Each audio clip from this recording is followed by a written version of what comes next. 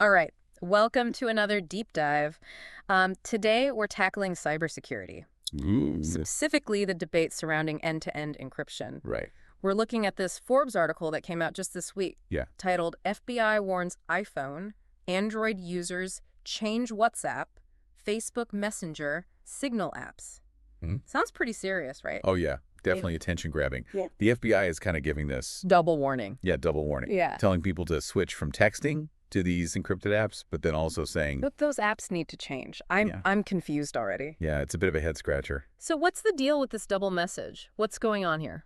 Well, I think it really comes down to the increasing cybersecurity threats. Mm-hmm. You know, like that attack recently on the U.S. telco networks Mm-hmm. attributed to Chinese hackers. Right. That really showed us how vulnerable our text message data is. Yeah. So the FBI is saying, We need to move to encrypted apps for better protection. exactly. But they want what they call responsibly managed encryption. I saw that in the article, and Right. honestly, it sounds a little bit like an oxymoron. What Yeah. does that even mean? It's a good question. Yeah. It basically means that companies like Apple and Google and Meta, Right. who own these messaging apps, they should be able to decrypt user data, but only when they have a lawful court order. Oh, so like a master key, but Yeah, only accessible with a warrant or something. Exactly. Okay, so I get the logic there. Mm-hmm. They need access to investigate serious crimes like terrorism or child exploitation. Right. But doesn't that create a huge vulnerability? I mean, what's to stop hackers from exploiting that same access? That's exactly what the tech companies are arguing. Okay. They're pushing back pretty hard. Yeah. They're saying that any backdoor, Even for legitimate purposes. even for legitimate purposes, weakens the entire system. Makes sense. You know, there's that saying, a backdoor for anybody is a backdoor for everybody. Where's that from? That's from the Electronic Frontier Foundation. Oh, okay. And I think it really captures the concern here. Yeah, it makes you think if there's a way in, someone will find it. Exactly. And it might not be who we want. Right.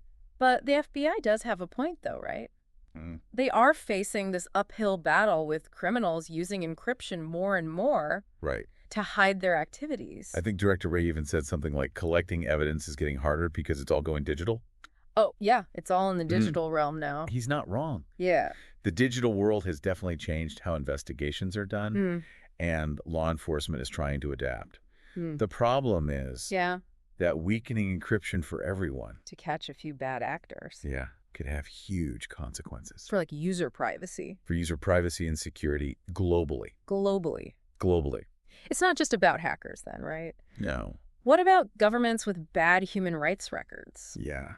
If these backdoors exist, couldn't they use them for surveillance or censorship even? Exactly. That's why the global implications of this are so huge. Right. It's like if a government demands access to Yeah. encrypted messages to silence To say, or target yeah, their opponents. it's a chilling thought. It is. Really highlights the potential for abuse. Okay, so it's like this global tug of war Yeah. between privacy and security, Yeah. and users are stuck in the middle. Right. What I find interesting is that this isn't a new debate, Right. like this responsible encryption idea. It's been around since 2017. Really? Yeah. But it seems like we're no closer to a solution. It's definitely a complex issue. Yeah. No easy answer. And it seems like public opinion will probably play a big role They will. in shaping how this all plays out. Absolutely. So for everyone listening, this is where it gets personal. Yeah. What are your thoughts on all of this? Do you think privacy should be the priority or security? Right. Or is there a way to strike a balance? We really want to hear your perspective as we keep going with this deep dive. Yeah. What's that? You know, it's amazing how this whole encryption debate ties in with real threats, The real world stuff. like those Chinese hackers hitting our telco networks. Right. It makes you realize why the FBI wants more access to encrypted data. They're saying we need... They're saying, look, these vulnerabilities are being exploited. We need the tools to fight back. Mm. But it's a tough sell when Any weakening. any weakening of encryption could actually create more vulnerabilities. Right. It's like a It's a catch-22. catch-22. Yeah. And it really comes down to trust Or a lack of it. or lack of it. Do we trust tech companies to protect our data? Right. Do we trust law enforcement not to Overreach. overreach with these new powers? Do we even trust governments to act in our best interests? Those are some tough questions Those are tough questions. to answer. Yeah, and they get to the heart of the matter. This isn't just about the technology, is it? No, it's about politics, Yeah. ethics, who holds the power. In our digital lives, in our digital lives. It reminds me of the Snowden revelations. Oh, yeah. Years ago. That shook things up. It really shook things up, made people question that balance. Privacy versus security. Privacy versus security. Yeah, and it's still going on, that conversation. It's still going on. Because it's not just about government spying on citizens. Right. It's about corporations. Yeah, corporations collecting huge amounts of data. On us. Yep. Often without our real consent. Without us even really knowing. And then there's the increasing power of algorithms. Yeah. AI. Right, all this stuff we don't even understand. Things we don't fully grasp that are shaping our lives. It's a little creepy. A little creepy. It all leads to this erosion of trust. In institutions. In institutions, both public and private. So as individuals, how do we navigate this? I know, right? This digital landscape. How do we protect our freedoms? It's a big question. It's a huge question. Yeah. And it takes us back to that central conflict in the Forbes article. Right. The FBI wants access. They say it's crucial. Crucial for law enforcement. For law enforcement. But the tech companies are pushing back. They're standing by user privacy. And meanwhile, we're stuck in this gray area. Trying to figure out who to trust. And what's best for our own security and privacy. Exactly. It's a classic case of competing interests. And there are no easy answers. Right. If law enforcement can't access data, investigations might be hindered. Criminals might operate more freely. Yeah. But if encryption weakens, everyone's privacy is at risk. Yeah. It's a balancing act. High stakes. It feels like we need a more nuanced approach than just demanding a backdoor to everything. I agree. What are some alternatives? Well, I know the article mentioned the debate is ongoing, but it didn't really dive into... Didn't really give us solutions. Possible solutions. Well, technology is always... Evolving. What if... Yeah. And this is just a thought experiment. Okay. Instead of a universal backdoor, we had ways to design systems with more targeted access. Yeah. Okay, tell me more, because a universal backdoor sounds terrifying. It does sound terrifying. Yeah. Imagine a system where access is granted to specific pieces of data under very specific circumstances with strict oversight and accountability. So not just like a free-for-all. Not a free-for-all. Think of it this way. Okay.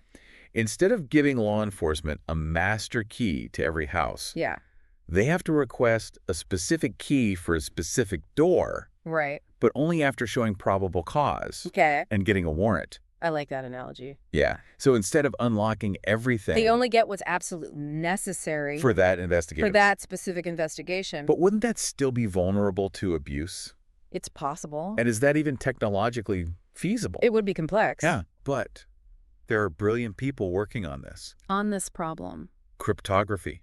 Privacy-enhancing technologies. Some of these concepts are hard to explain. Like what?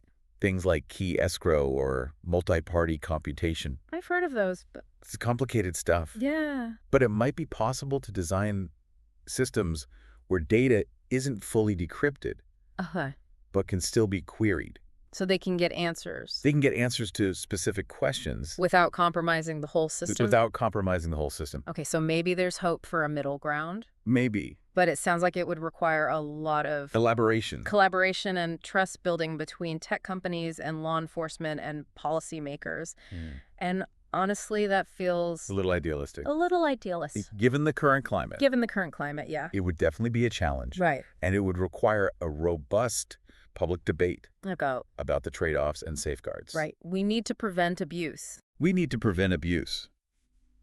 But having this conversation, thinking through these possibilities, that's a crucial step forward. It is, and it's a conversation we need to have now. Now. Not when it's too late. We can't just be reactive, waiting for some disaster. We need to be proactive. Yeah, thinking about all the angles. And figuring out a way to balance these interests. In a way that both protects our freedoms and keeps us safe. Right. You're absolutely right. And this brings us back to the core question. What kind of digital world? What kind of digital world do we want to live in? It's not about being pro-privacy. Or pro-security. It's about finding that sweet spot, that middle ground. Where we can safeguard both. It's such a complex topic. It is. And honestly, it can be kind of exhausting to talk about. It can be. But these aren't just abstract debates, are they? No, they're not. This has real-world consequences. Real-world consequences for all of us. For all of us. You hit the nail on the head. These decisions impact people's lives. Yeah. If law enforcement can't access crucial data, it could hinder investigations. Right. But weakening encryption could put everyone's privacy at risk. It's a tough one. It's a tough one. We have to move beyond just the rhetoric. Yeah.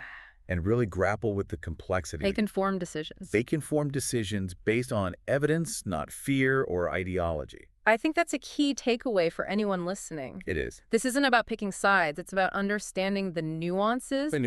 And advocating for solutions that are both effective and ethical. Exactly. It's about shaping the kind of digital world we want to live in. A world where we can all feel secure and free. Secure and free. And that's a great point to transition into our next segment. Okay. While the FBI is pushing for this responsibly managed encryption, right, which is essentially giving them access, there might be other approaches worth exploring. There might be. What are your thoughts on this? Yeah, the Forbes article doesn't really offer any concrete alternatives. Give us a lot of concrete alternatives, does it? It pretty much just says... Yeah, it says the debate's raging on. And the debate is ongoing. Public opinion will likely shape the outcome. Which means, for you listening... Your voice matters. Your voice matters in this. Absolutely. We can't just sit back. We can't be passive. And let governments and these tech giants decide for us. Make all these decisions for us. We need to be informed. We need to be informed. Engage in these discussions. Engage in these discussions and advocate. Advocate for the kind of digital world. For the kind of digital world that we want. We want. Right. Yeah. And there are ways to do that. Like what? Supporting organizations that are fighting for digital rights. Okay. Contacting our elected officials. Yeah. Choosing to use technology that aligns with our values. So it's about taking control. Taking control, being proactive. Being proactive. Rather than just accept whatever's handed to us. Whatever's handed to us. Yeah, but going back to solutions. Yeah. Even this idea of targeted access that you mentioned earlier. Right. Doesn't that still rely on trusting those in power to use it responsibly? That's the million-dollar question.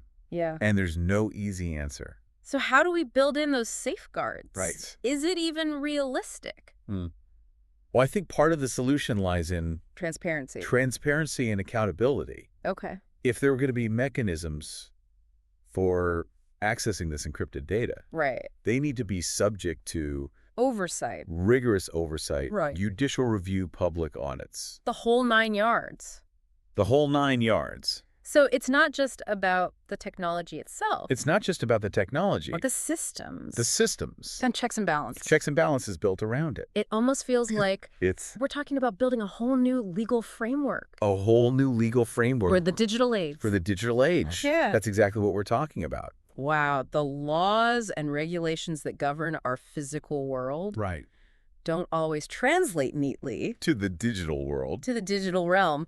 And this debate about encryption is forcing us to confront that, to think differently. It's pushing us to think critically about how we balance security and freedom in this world, in a world that's increasingly reliant on technology. Yeah, it's a massive undertaking. It is. And honestly, it can feel overwhelming. A little bit overwhelming. Yeah. But if we break it down. Let's break it down. What are some tangible steps? Some tangible steps. That could be taken. Okay. You mentioned key escrow. Key escrow. And multi-party computation earlier. Multi-party computation. Can you explain those a little bit more? Sure. I admit they sound futuristic. Like something out of a science fiction movie. They do. But they're real concepts. Okay. Being explored by cryptographers and security experts. So what is key escrow? Key escrow, in simple terms, is like having a spare key held by a trusted third party. So instead of the tech company holding the decryption key... Right, instead of the tech company... It's held by a separate entity. Like who? Maybe a government agency or a court. Okay. And it's only released... Under very specific conditions. So it's like a safety deposit box. Yeah, like a safety deposit box. For encryption keys. But who gets to decide who that trusted third party is? That's a great question. And how do we guarantee they won't be pressured or coerced into releasing those keys? That's exactly the kind of question we need to be asking. Right. And that's where concepts like multi-party computation come in. Okay, so what's that? It's a way to distribute the decryption process. Okay. Across multiple entities. So no one has all the power. So that no single entity has complete control. Okay. It's like having a puzzle where each piece is held by a different person, and you need all the pieces to see the full picture. So even if one entity is compromised. Right. Even if one is compromised. The data is still protected. The data remains protected because they only have a piece of the puzzle. That's really smart. Yeah. But I imagine implementing something like that on a global scale. On a global scale would be incredibly complex. Incredibly complex. It would be a massive undertaking. Yeah. But I think it highlights the possibility of designing these systems. Of designing systems that provide both security and privacy. So it's not about choosing one over the other. It's not about choosing one over the other. It's about finding creative solutions. Finding creative solutions that address both concerns. And maybe that's the key takeaway from all of this. Maybe it is. This isn't a binary choice. Right. Privacy or security. It's not black and white. It's about acknowledging the complexity. Acknowledging the complexity. And having these open and honest conversations. Open and honest conversations. And exploring innovative solutions that can work. That can work for everyone. For everyone. Exactly. This debate isn't going away anytime soon. It's not. But by engaging with it, understanding the nuances, making our voices heard, we can shape the future. We can help shape the future of our digital world. We can build a future where we can all feel both secure and free. Well, you've given us a lot to think about. I hope so. And honestly, I feel a little bit more hopeful. That's good. After this conversation. I'm glad. It's easy to get caught up. In the doom and gloom. In the doom and gloom. But there are possibilities. There are possibilities for a better future if we're willing to work for it. Absolutely. And remember, the future isn't predetermined. Right. It's being shaped right now by the choices we make, the conversations we have, and the actions we take. That's a powerful message to end on. It is. So for all of you listening, stay curious. Stay curious, stay engaged, and stay informed. Stay informed. The future of our digital world depends on it. It does. Thanks for joining us on this deep dive. Thanks for having me.